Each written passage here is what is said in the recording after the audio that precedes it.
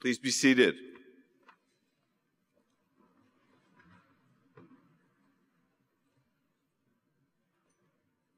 Graduates of the class of 2014, mothers, fathers, spouses, partners, stepmothers, stepfathers, grandmothers, grandfathers, sisters, brothers, aunts, uncles, cousins, sons, and daughters, and all of the other family members and friends of the class of 2014. I would like to welcome you to the 16th hooding ceremony of the University of Chicago Law School. Now, graduation is always a time of looking both forward and backward. This year's graduation is no different, but this year's class is different. Your time at the law school has been full of all of the joys and all of the exhaustions that law school brings. You have no doubt been recently spending some quality time with your friends who you made here. The memories that you made here are special.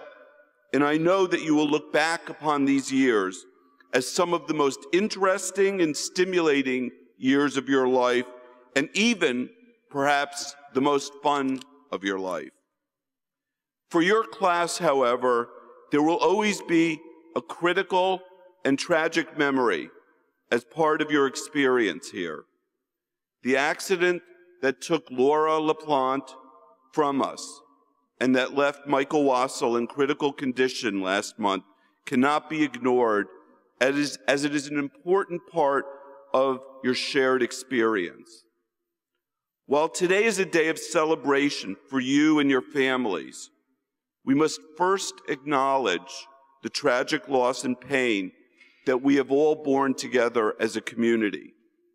At a later date, we will present degrees and hoods to Laura's family and to Michael, and in that way honor their fine work here and the fine work that they have done here at the law school and as part of being our law school family. We must also acknowledge the extraordinary and permanent place they have in all of our hearts. So before we begin the proceedings today, let us all take a moment of silence to remember Laura and to pray for Michael's continued healing.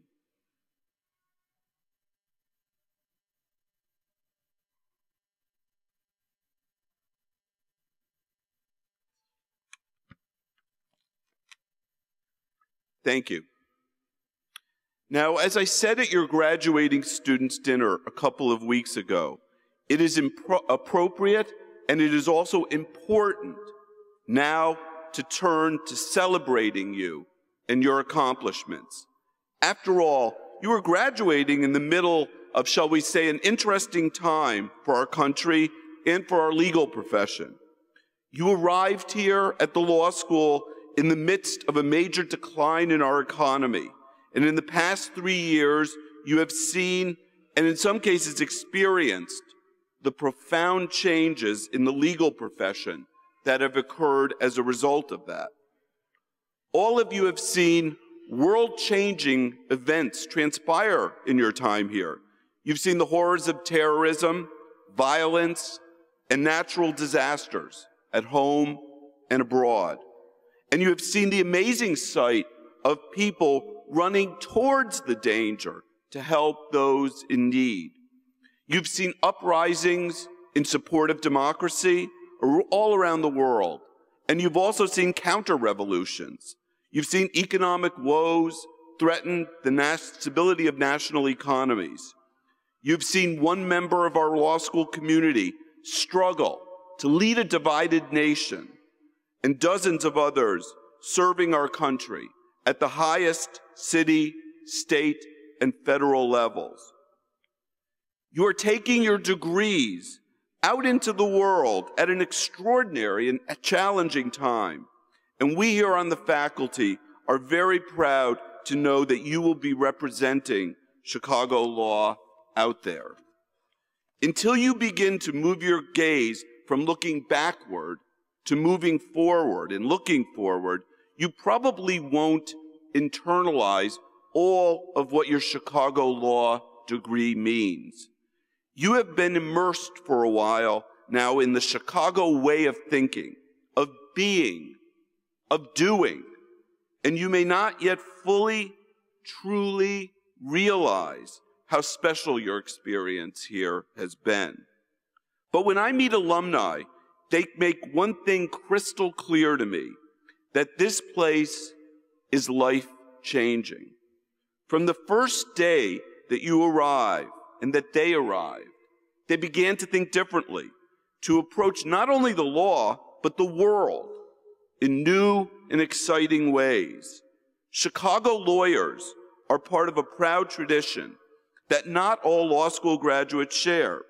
The tradition that it's not your background, it's not your history, your political affiliation, your station in life that matters.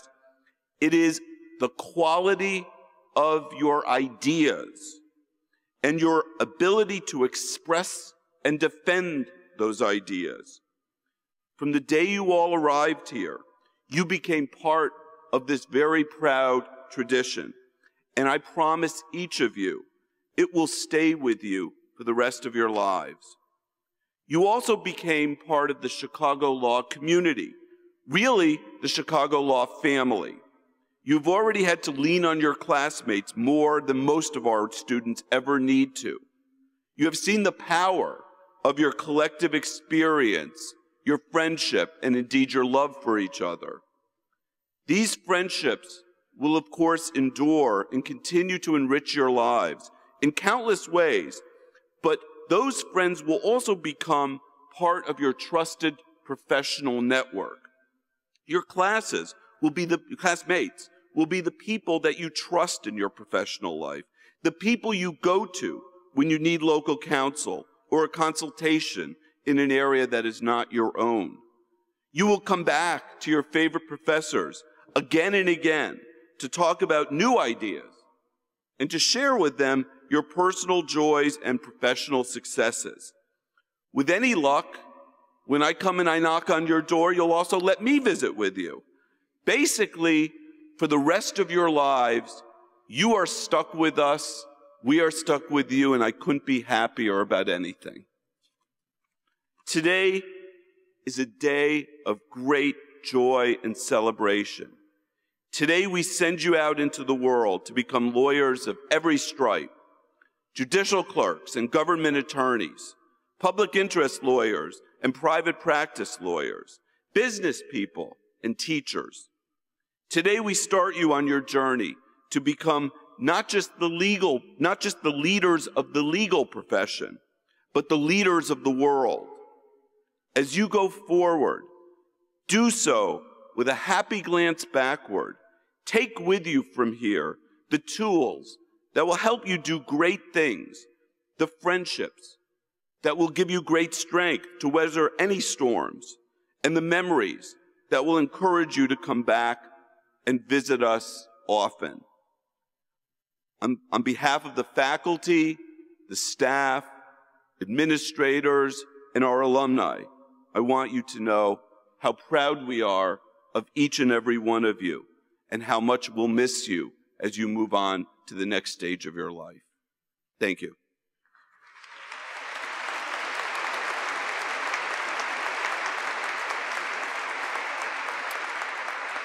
Now, I could not be more delighted than I am today to introduce you to our distinguished alumna for 2014, Nancy Lieberman, a member of the class of 1979.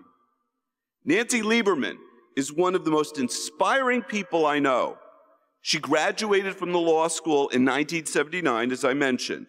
She then went to work at the White House during the Ford administration before joining the prestigious New York firm, actually national firm, Skadden Arps, Slate, Meagher, and Flom.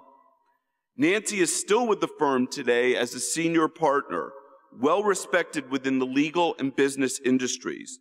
She is the youngest person ever to make partner at Skadden in just under 6 years of being hired. She was only 30 years old.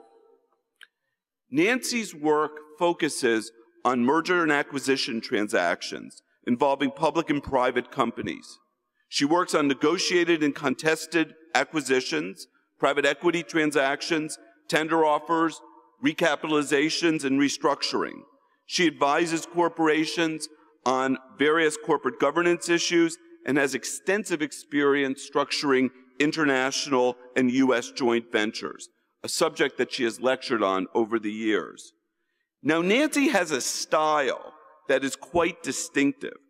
I think you could say, and I think you're going to hear, she blends the analytical sharpness and no-nonsense approach of a Chicago alumna with all of the toughness and brashness of a New Yorker. Nancy sets a spectacular example for all of our newly minted graduates. During her exceptional career, she has also had a deep interest in service to the community. As many of you know, several years ago, Nancy was injured in a ski accident, which took away most of her mobility. In true Nancy fashion, that has not held her back. In fact, it has strengthened her and encouraged her to be even more tenacious than in her work and in her passions. Indeed, in April of 2013, Nancy was named a Deal Maker of the Year by the American Lawyer magazine. Nancy is also devoted to charitable and civic affairs. She and her friends and family established the Friends of Nancy Lieberman Fund to support spinal cord injury research at the University of Rochester Medical Center. She is co-founder and director of New Yorkers to Cure Paralysis. She's also director of the Pacific Council on International Policy and a member of the Council on Foreign Relations. And she's a trustee of the University of Rochester. In addition to being a successful attorney and civic leader, Nancy has also been an active and engaged alumna of the law school. She served on the law school visiting committee 4 times and also was on the law school centennial campaign committee. She's very active in New York with our alumni group there and has hosted a number of activities at Skadden and at her home. And so I am extremely honored and excited today to introduce my dear friend and the recipient of the Distinguished Alumna Award of 2014, Nancy Lieberman.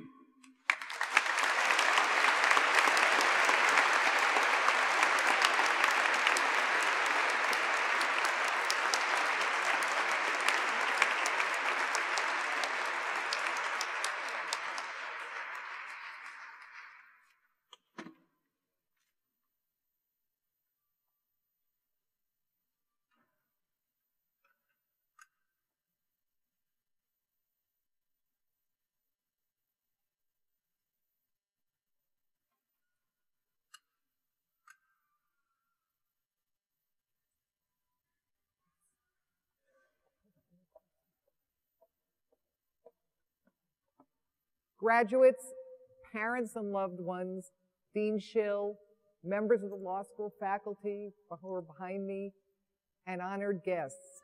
Before I begin this commencement address, I want to reflect on the loss we've all suffered due to the passing of Laura LaPlante and the injuries suffered by your classmate, Michael Wassel, due to a drunk driver. I would ask each graduate to do an act of public service this coming year, specifically in Laura's memory, and also to be there to help Michael recover from the injuries he has sustained. It was the overwhelming help and love of my family, friends, and colleagues at work that gave me the strength and the will to surmount my injuries, and therefore to be here today. And I truly hope that you all will do the same for Michael. It really makes a big difference. Now, being asked to give this commencement address is truly the greatest honor ever bestowed upon me, and I'm absolutely thrilled to be here today to share this joyous occasion with the class of 2014, their family and friends, and of course, the wonderful faculty of the law school sitting behind me. First, I would like to speak directly to our graduates. No one just ends up at the University of Chicago Law School by accident. It takes an incredible amount of discipline and hard work to be admitted as students. So, if ever there were a time for you to luxuriate, today is that day. You've persevered.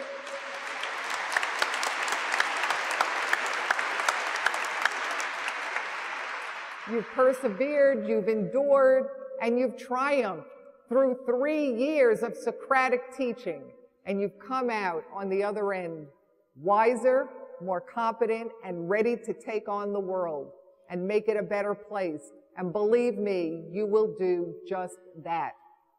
Now, as a first-year law student, I had a very difficult time dealing with the Socratic method of teaching. I could not understand how my terrific professors would speak English words, yet it was Greek to me.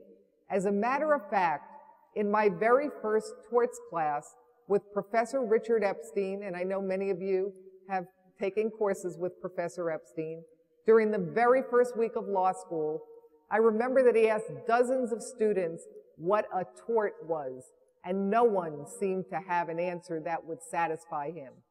I was mortified when he said to me in his wonderful voice, "Miss Lieberman, what is a tort?" I had no idea, and I simply froze and I blurted out, "Well, it depends. A strawberry tort or an apple tort?" While the rest of the class burst out in laughter, Professor Epstein just stared at me. It seemed as though he was glowering at me, and it seemed to go on for 10 minutes, but probably was just 5 seconds. The bookend to this story also involved Professor Epstein, but this time it was near the end of my 3rd year in the law school, in a corporate tax class. By this time, I had absorbed what Chicago had to offer me, and I was firing on all cylinders when Professor Epstein grilled me with questions regarding a tax case called Waterman Steamship. Some of you may have studied that case. He kept asking me questions, and I kept answering them. Finally, he walked up to where I was sitting, handed me the chalk, and said in his wonderful voice, "Miss Lieberman, here, you know so much about this subject. Why don't you teach the rest of the class?"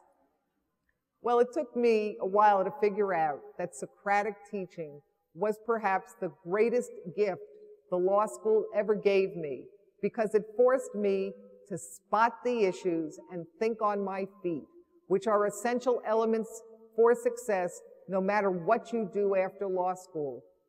Often I explain this phenomenon as analogous to a buzzer going off in the back of my head, and this signal causes me to automatically question and critically think about what I'm dealing with at the moment. It is as though I possess a special power which enables me to dissect issues and solve problems. Now, I'll bet that you thought lawyers like me just dropped from the sky, fully formed. Nothing could be further from the truth.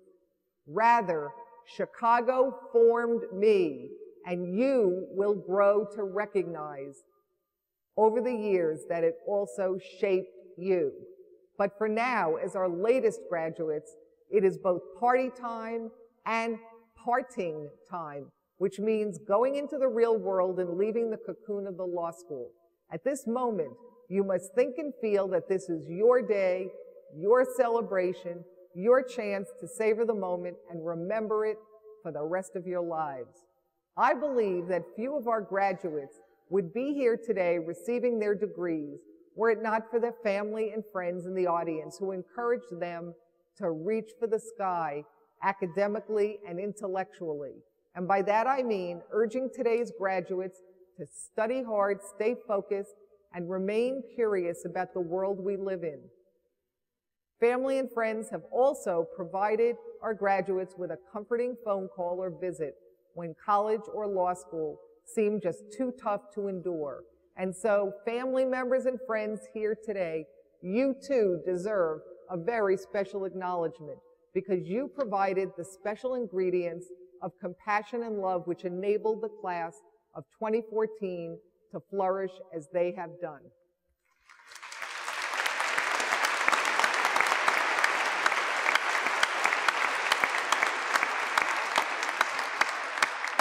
Now, I'd like to talk to you about what I call the white elephant standing before you in this magnificent Rockefeller chapel.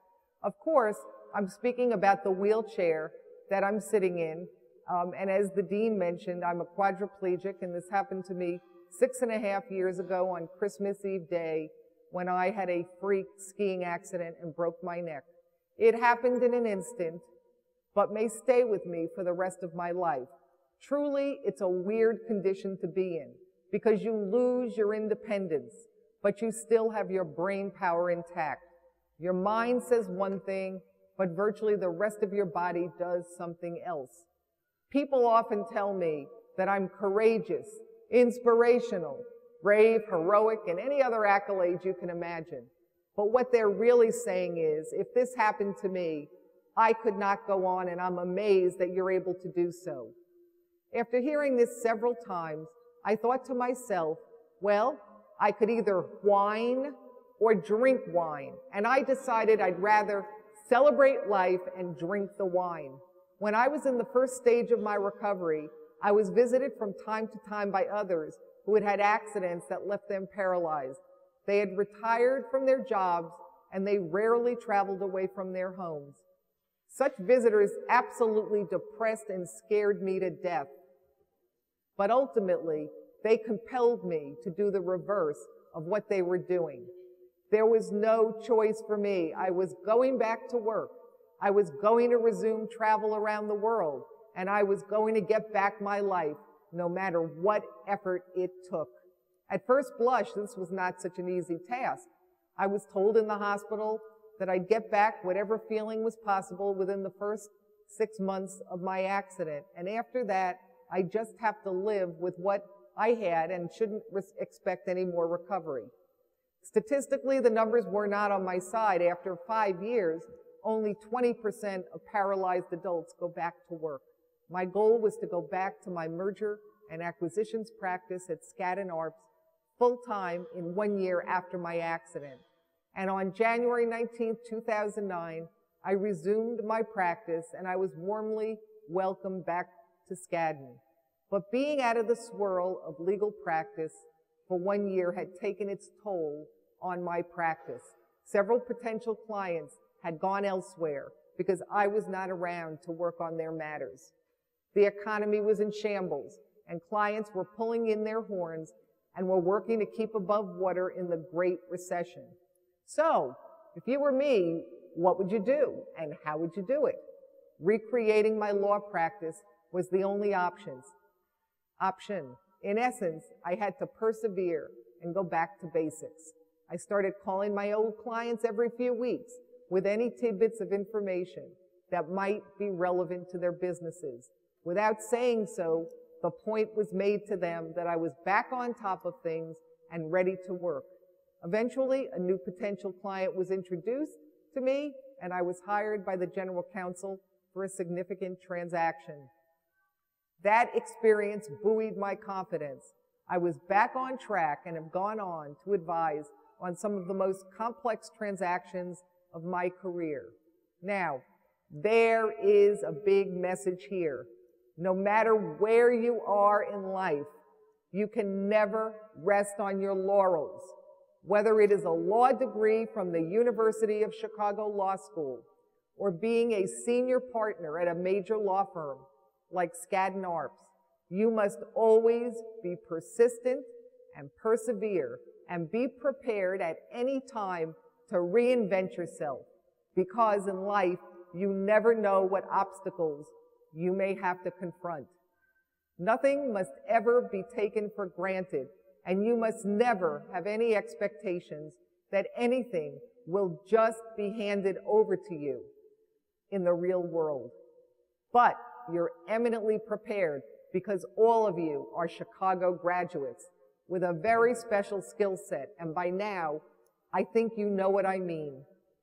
Now, while reestablishing my law practice, I became aware that New York State was reneging on its statutory obligation to allocate $8.5 million per year towards spinal cord injury research.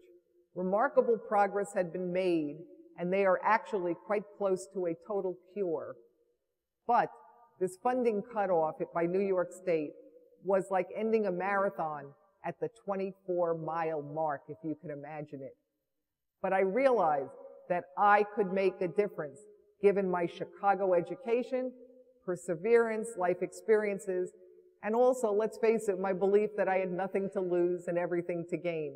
Combining that attitude, along with the belief that the law was unequivocally on my side, I set out to right the wrongs being perpetuated. Along with some of my colleagues at Skadden, I learned precisely how the law was supposed to work, as opposed to the specious rationale used to justify the funding cutoff. We had drafted a complaint, and I was ready to bring the pro bono lawsuit with the backing of my firm. As the only lawyer in an advocacy group I founded this past year with 3 others, I was charged with presenting our case before numerous state legislators and their staff in Albany. Thinking on my feet, and of course, thinking on my feet metaphorically, that is, I answered all the hardball questions.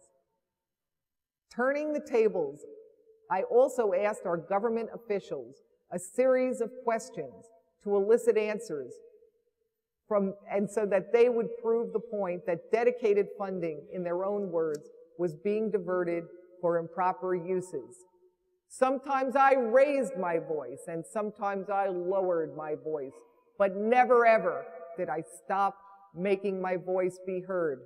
This should sound quite familiar to the graduates today and members of the faculty, because all I really did was employ the lessons I learned here nearly 4 decades ago, beginning with that very first torts class I experienced with Professor Epstein.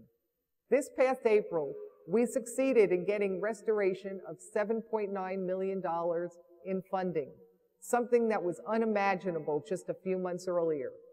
Without question, this was more satisfying to me than the most complex merger transaction.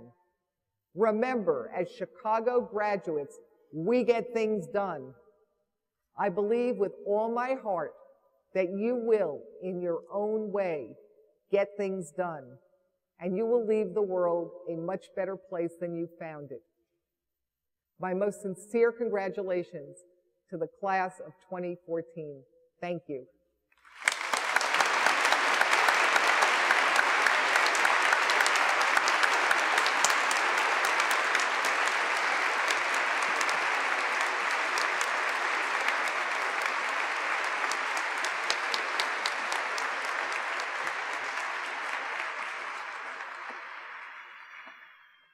Thank you so much, Nancy.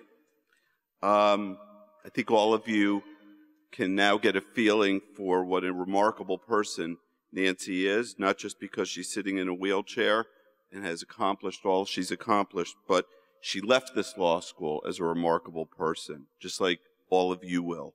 And so we will, who knows which of you will be becoming 20 years from now, sitting in the same place, talking to graduates about your careers and about how you surmounted amazing challenges and came out a winner, just like Nancy.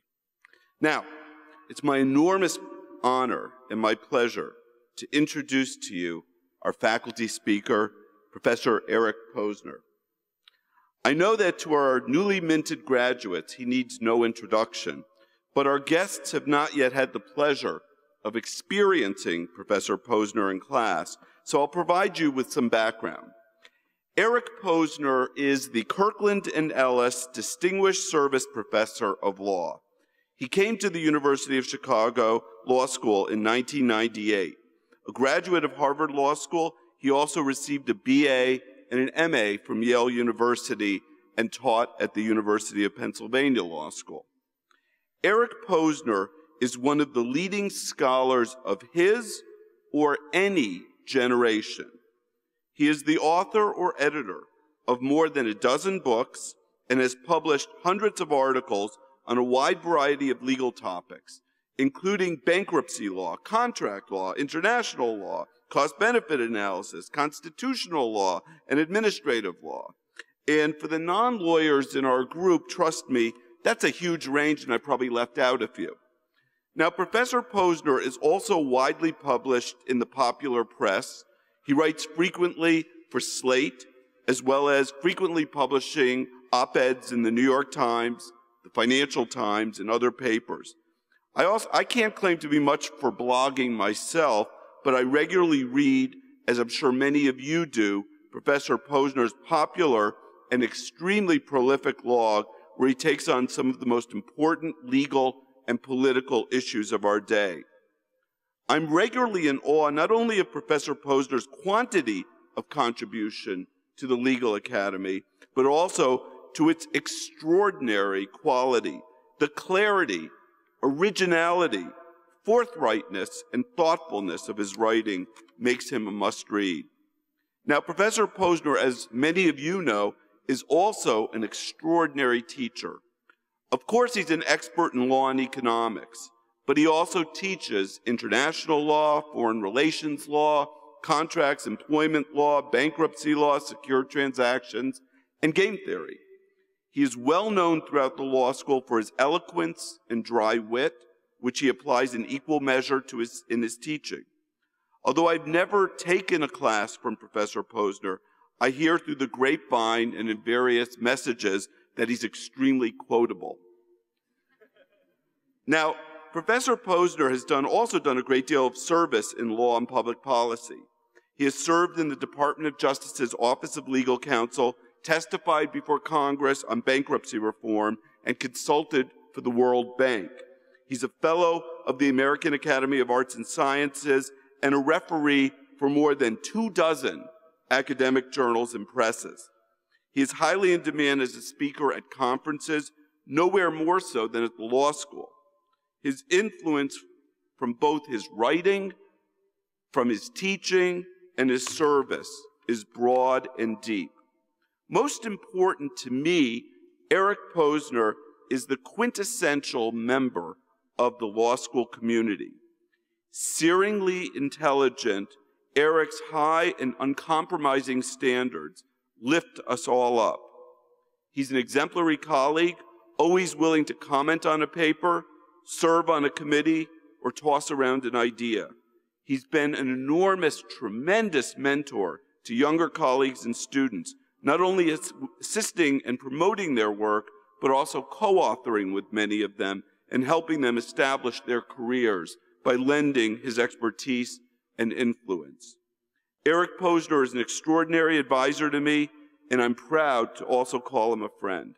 I'm thrilled to introduce him to you now, Professor Eric Posner.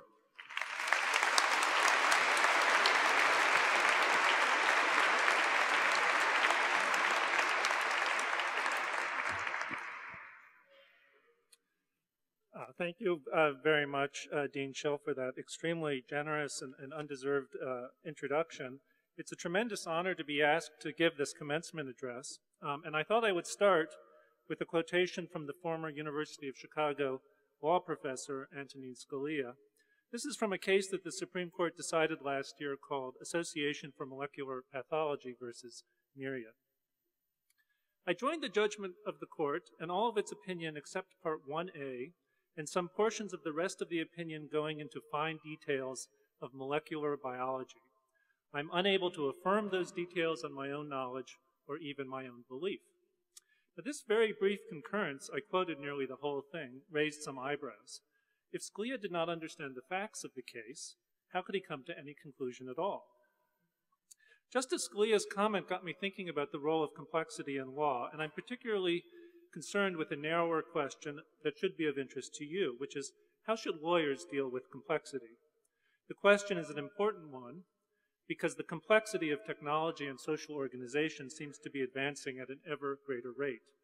Yet if a topic is too complex for a judge to understand, then how is a lawyer to make arguments to a court?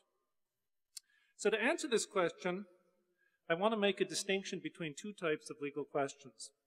I will call the first type hard questions, and I will call the second type super hard questions.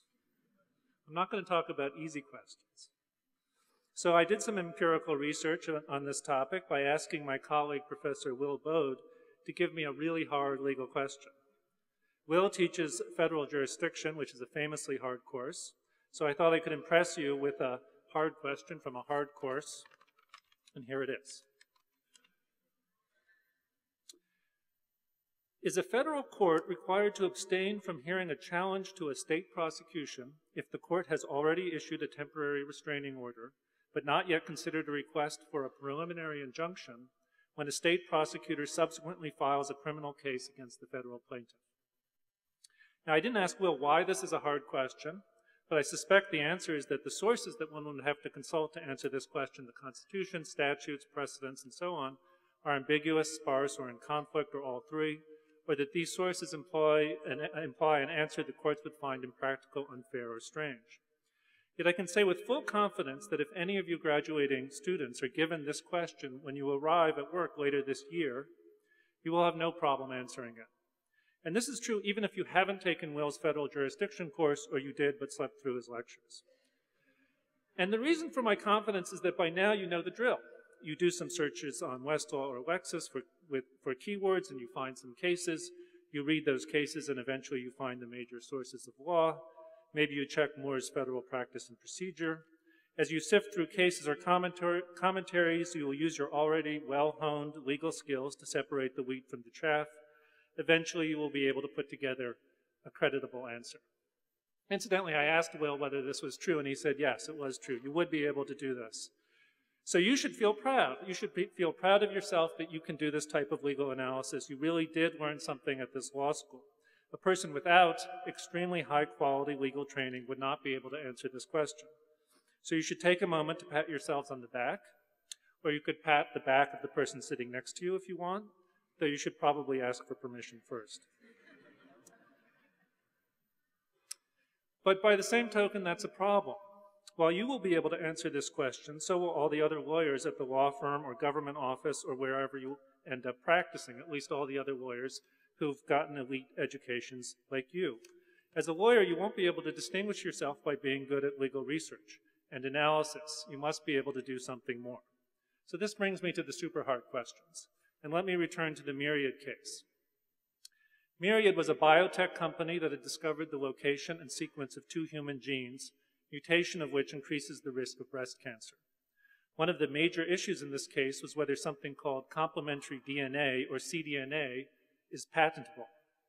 The Supreme Court held that because Myriad constructed the cDNA, and the cDNA is not identical to DNA or any other naturally occurring substance, it is indeed patentable.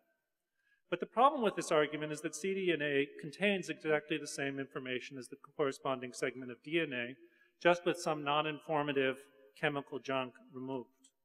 So it's a bit like the difference between tap water and purified water. You can't patent purified water. Now, this doesn't mean that the court's holding is wrong, just that the court did not give adequate reasons.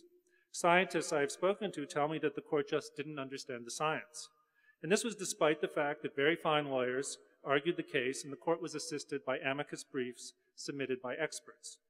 I suspect that Scalia, in his characteristically mischievous way, was tweaking the majority by suggesting that they, too, did not understand all the impressive-sounding scientific jargon with which they larded the majority opinion.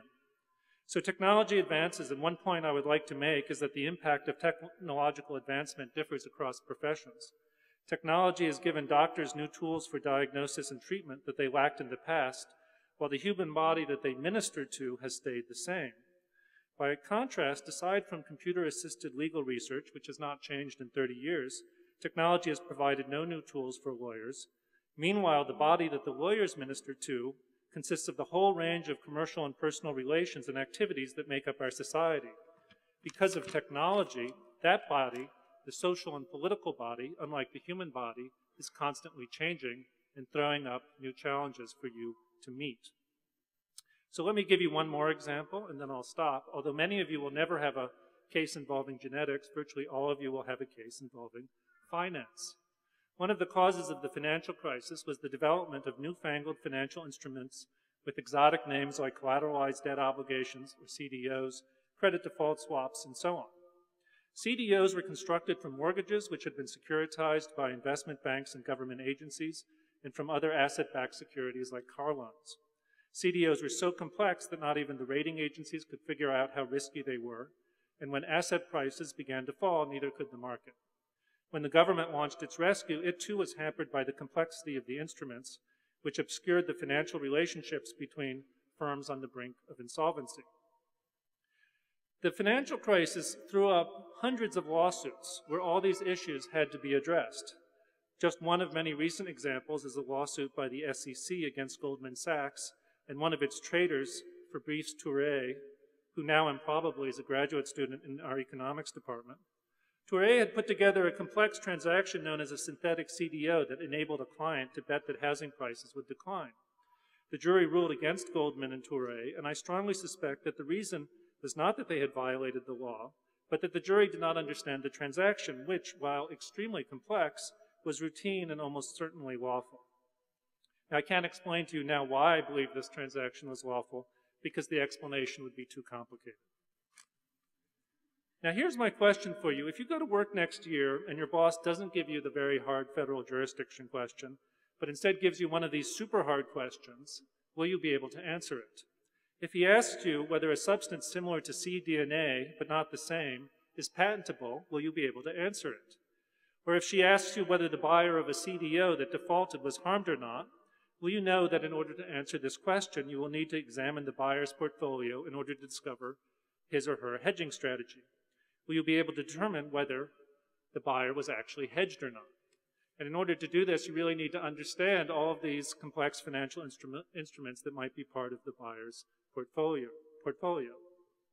So what do you do when you get a question like this? I suspect the first thing you'll do will go to Wikipedia. And in fact, that's the right place to go. The law books are not going to help you.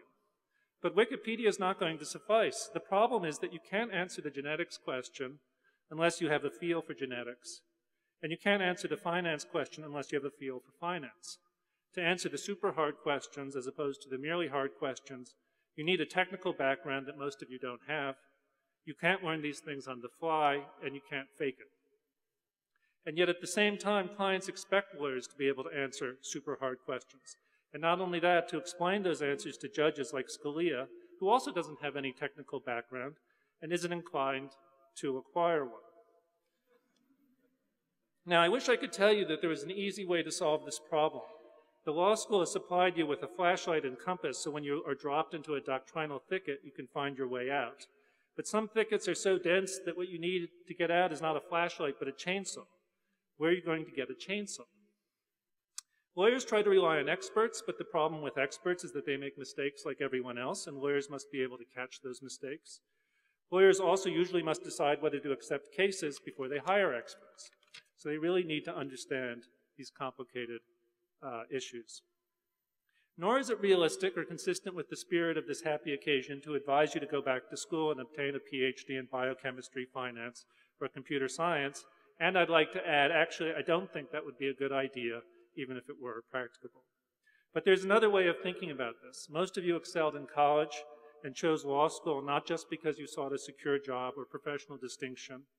You came because you relished intellectual challenges and excitement. So my one message is that the end of law school does not spell the end of the intellectual challenges that you will face. Once you find yourself a niche in the profession, and even as you're working for 8 hours a day or 10 or 12, you will discover that your education did not end in law school, and it will be up to you on your own to complete it. Thank you very much.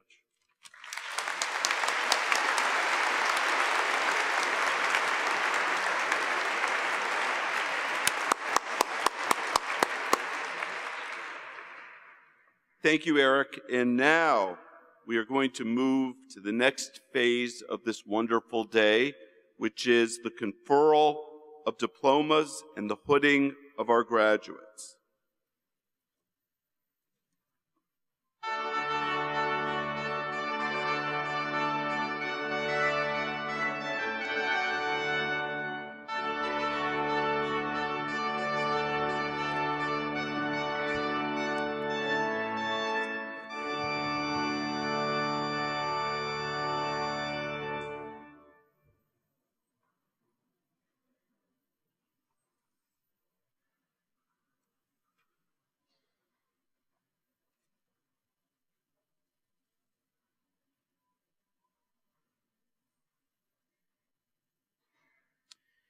Dean Schill, it's my honor to present these students who have completed the program of studies prescribed by the faculty of the law school.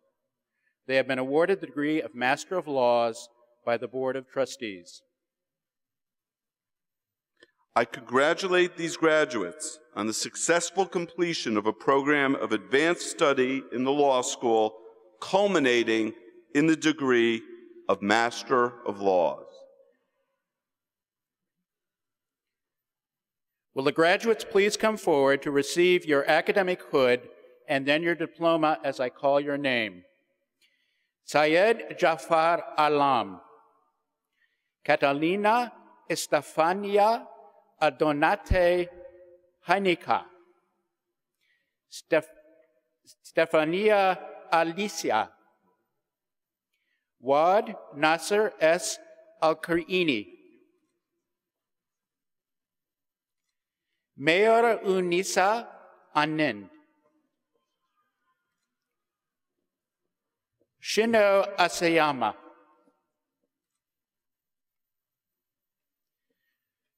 Dirk Anthony George Auer,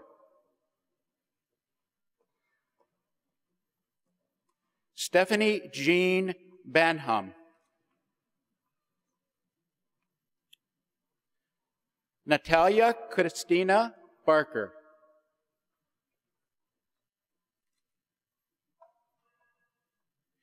Ionasis Bazinas, Gautam Shrikant Bhatt, Yotam Blauschild,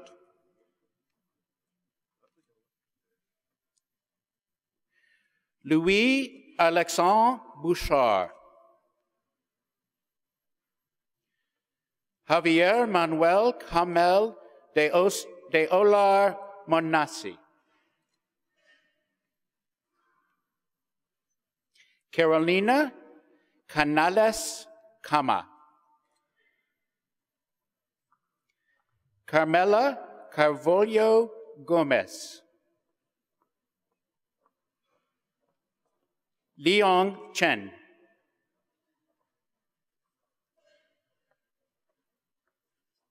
Christoph Julia Freddie Cox, Juan Pablo Crespo Correa, Beatriz Divata Amoral Mazi, Inez Fernandez Ulete, Patricia Fonches Lessa,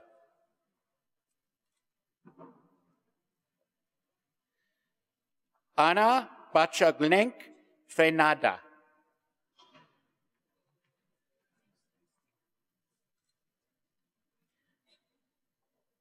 Christopher Auner Gestad, Caroline Charlotte Barbara Onglek Al-Umbe, Osamu Hamada, Giorgio Inachi, Jun Ishii, Daiki Ichikawa, Meshita Jeti, George Christian Longheld,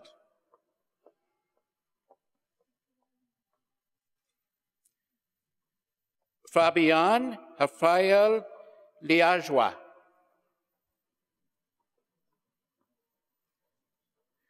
Konglin Liu, Catherine Mary Lloyd,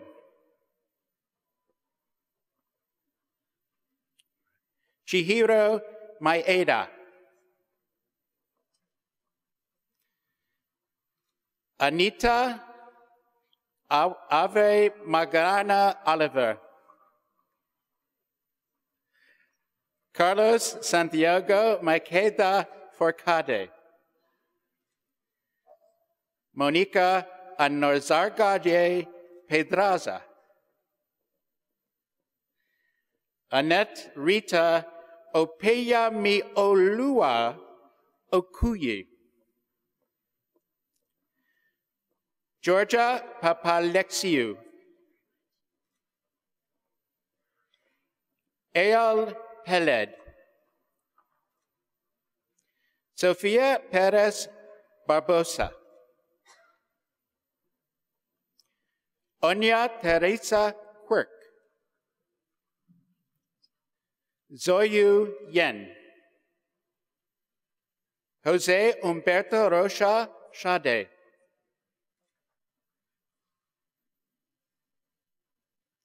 Ana Luz Sanchez Mejordara Rob, Christine Austreet Scherer, Lei Shu, Olivier Pierre-Christian Soulaire, Youngyu Su, Ting Ting Sun, Suyen Sun,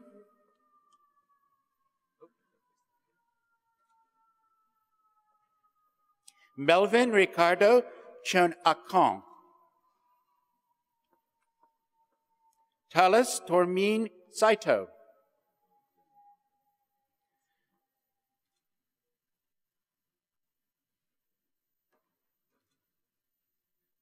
Stefania Tordeangini, Marco Traversa,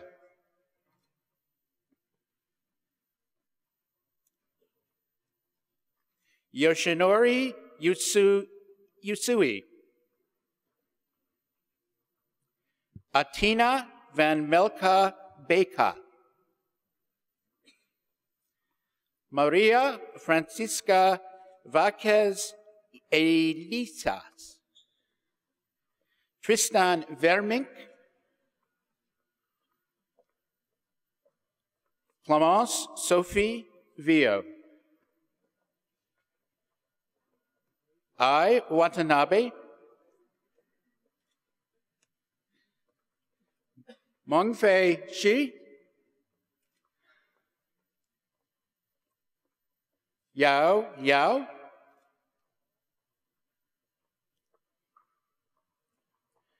Rie Yokota, Hui Zhang, Shoumeng Zhang. Congratulations.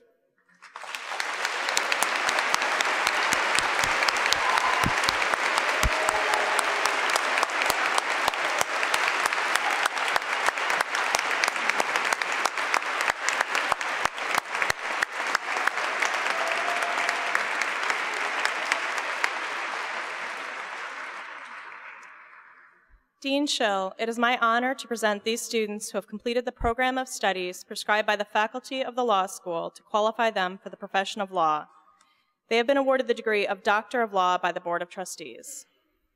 I congratulate these graduates on the successful completion of a program of study in law at the law school, culminating in the degree of Doctor of Law. Will the graduates please come forward to receive your academic hood and then your diploma as I call your name. Brian Ahn. Seth Alukili. Marianne Tatiana Almeida. Eric Christopher Alston. Brooke Elizabeth Anderson. Charles Logan Anderson. Randy Barcelo. Zara Bari. Lauren Claire Barnett. Frederick Calvin Benson. Laura Bernescu. Rachel Elizabeth Betts. Michael Shaughnessy Beal. Jaron Birkin.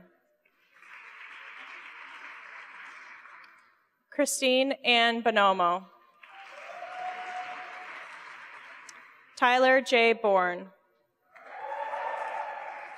Brett James Broman. Amy Woodward Brown. Benjamin Bellamy Brown. Benjamin Moses Brown. Luke Jeremiah Burton. Charlotte Adelaida Castillo. Yukyu Monica Chan. Grady Chang. Joshua Chow. Justin Adam Cohen. Saul Daniel Cohen. Sean Joseph Cooksey. Benjamin Aaron Cousineau. Kristen Lisa Coveney. Courtney Marie Cox. Alexander Nathan Cross. Kristen Summers Chipkowski. Matthew S. Davis. Lee Joseph Fitzgerald Depperman. Nicholas Albert Duschel. Arif Akeem Dila. Julian Dibble. Benjamin P. Dobbins. David Quebla Dorman. James Robert Dubray. Michael Daniel Educate. Spencer Isaac Eldred. David E. Emmer. William N. Evans. Patrick G. Fowler. Michael Eli Filko. Alexandria Ruth Knuster Philish. David Clinton Frankenfield. Elizabeth Ann Fulmer. Jeffrey Michael Funston. Angela Manmohan Gandhi. Hannah R. Garden Monheit. Pedro Gerson Ugalde. Sean Mackenzie Goltz. Jeff Ulrich Gilson. Adina Tova Goldstein. Ashley Emma Graffio. Megan Renee Grant. Stephanie Carol Grattan. Alice Yukning Ha. Elizabeth Mary Haiti. Courtney Ira Hahn.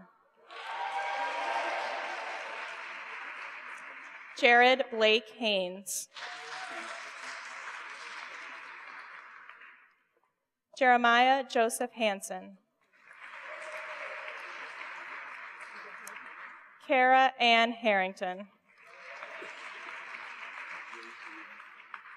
Odishu Hasdo. Emily Marie Heasley. Emily is being hooded by her husband, Christopher Heasley, a member of the law school class of 2013.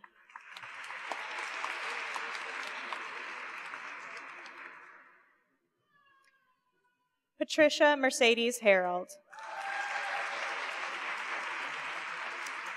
Virginia Ruth Hildreth. Lana Homplum. Julie Ha. Neil Dwight Hutchinson.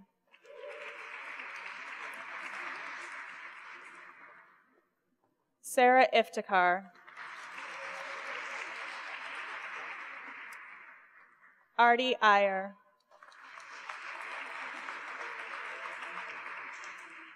Nathan H. Jack. Lauren Elizabeth Jaffe. Raphael Janov. Raphael is being hooded by his father, Jathan W. Janov, a member of the law school class of 1982.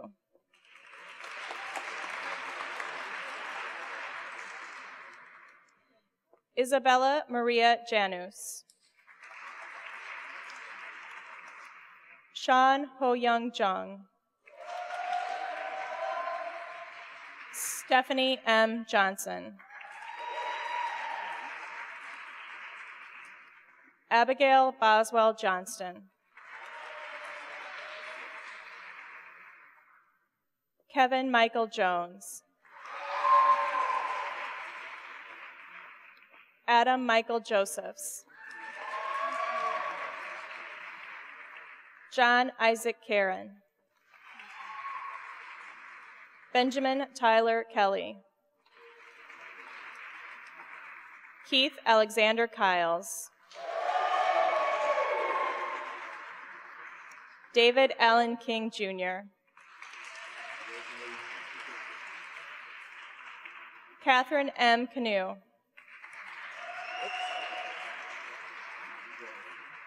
Nikhil Ramakrishnan. Vivek Vijay Krishnan. James Johannes Kilstra. Michael Brendan Lanahan. Michael is being hooded by his wife, Maria Lanahan, a member of the law school class of 2013.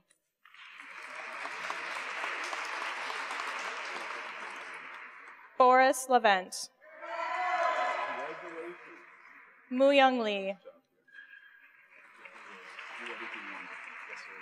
Esther Lifshitz. Lindsay Kohler Livingston. Catherine Amanda Long.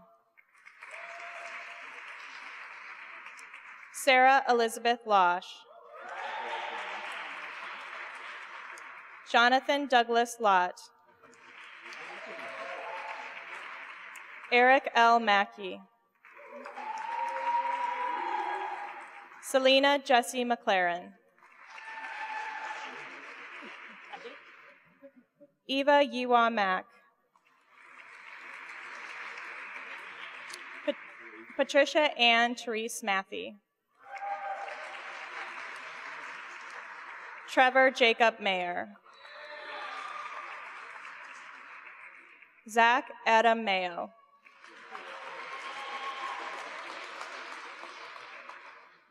Michelle Donis Mbecchiani. Ryan Patrick McCarl.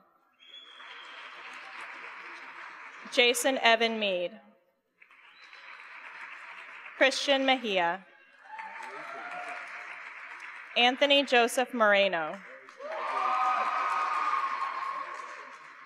Alexandra Morgan. Rachel Morgan. Michael Nekrash Morrill. Julia Marie Napier.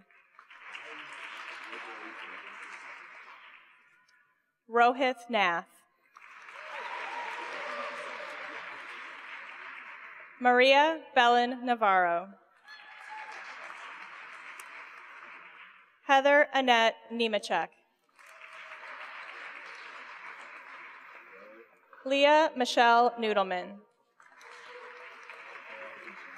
Leah is being hooded by her sister Sarah Noodleman, a member of the law school class of 2013.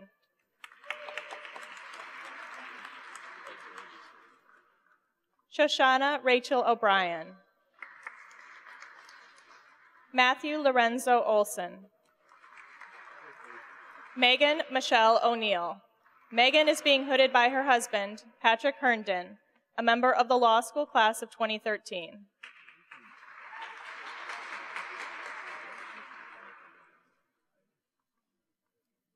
Karen Emily Orzakowski.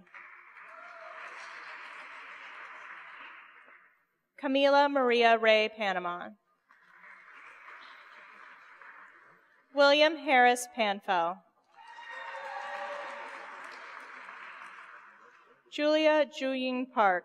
Julia is being hooded by her sister Ellen Park, a member of the class of 2012.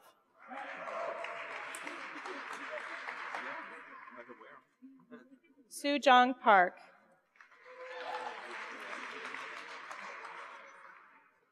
Anthony L. Parkhill. Florence Italia Patty.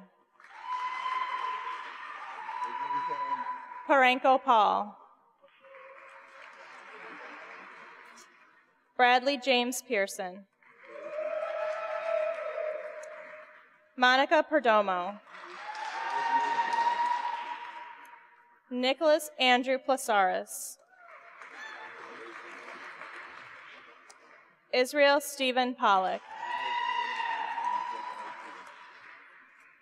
Dane Alexis Pashusta.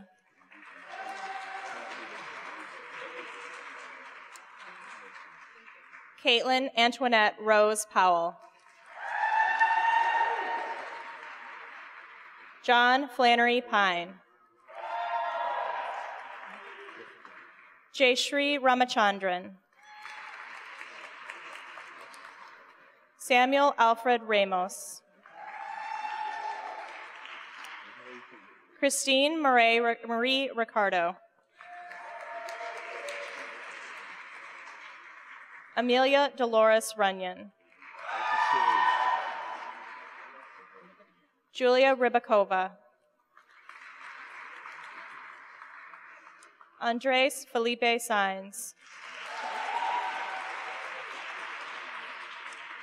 James Ronald Schulte. Julia Catherine Schwartz. Maxwell Lewis Schwartz. Anthony Primo Sansoli. Jill Cassandra Serpa. Emily Marie Sharp Keller. Encore Shingle. Dayron Silverio. Joshua Terrence Singh. Ryan Vincent Smith. Ignacio Sofo. Naomi S. Solomon. Nicholas Nathan Spear. John Barrow Sprangers. Rajesh Ram Srinivasan. Mary Megan Stevens. Theodora Stoika. Matthew F. Strite. Matthew is being hooded by his mother, Elizabeth Strite, a member of the law school class of 1984.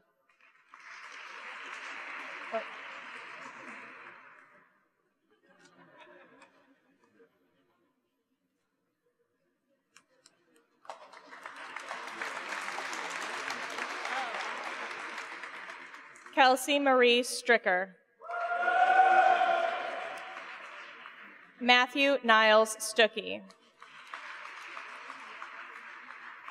Catherine Beth Sullivan. Brett Allen Swearingen. Trenton Don Tanner. Nicholas David Tyken. Mark Adrian Thompson. William Dean Thompson. Brian William Tobin. John Arden Tracy. Alexandra Christine Travis. Arim Ergen Tush. Channing J. Turner. Jordan Landrum von Bokern. Kevin Michael Waklotzi. Robert Bain Warfield. Frederick William Watson. Jennifer Martin Wheeler.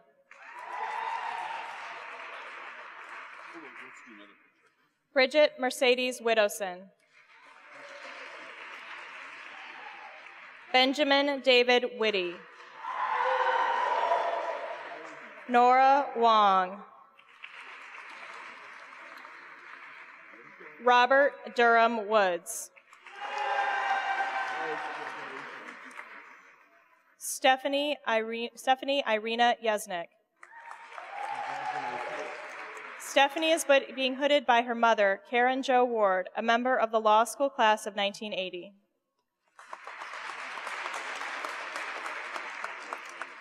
Vincent Jonathan Ying. Barrett Roland Hotchkiss Young. Randall D. Zach. William Lawrence Ziegelbauer. Eleanor Margaret Kahn.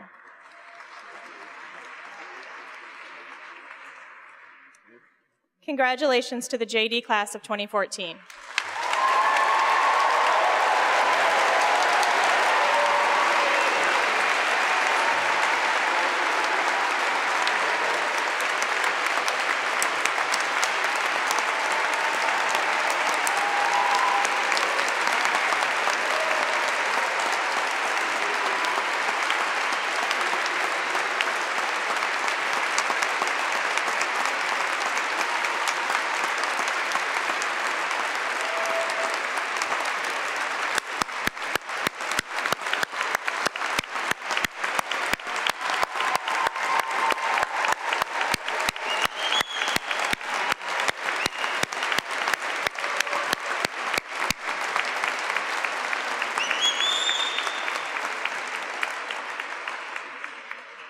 I'd like to join Dean Gardner in congratulating the class of 2014 and wishing you well in all of your endeavors and requesting that each and every one of you come back a lot to the law school to visit us.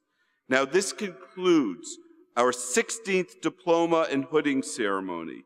I now invite all of you to come back to the law school for a reception in honor of our graduates.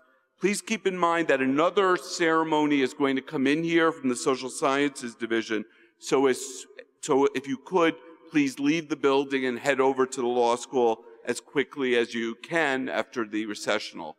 And again, on behalf of the faculty, the administrators, and all of the alumni of the law school, we are all so proud of each of you. Congratulations.